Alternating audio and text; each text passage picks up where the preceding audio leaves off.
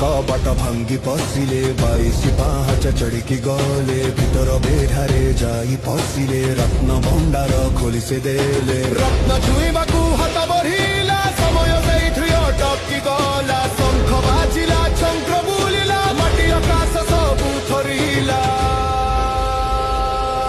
ଆଖିରେ ଅନଳ ମୁହଁରେ ରେ ଶାନ୍ତି ରୌଦ୍ର ରୂପ ଦେଖି ସବୁ ଥରନ୍ତି ଧୀରେ ଧୀରେ ବପୁ ଏତେ ବଢିଲା ଘର ପୁରୀ ଗଲା ଜାଗା ନ ହେଲା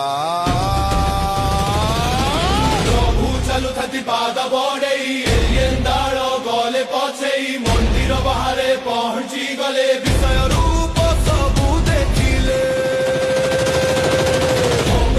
ଦୁନିଆ ବାହାରି ଏଲିଏନ୍ ମାନଙ୍କୁ ଦେଲା ଯେ ଯାଇ କି ଅବସ୍ଥା ହେଲା ସବୁ ଦେଖିଲେ ଜୟ ଜଗନ୍ନାଥ ବୋଲି ଡାକିଲେ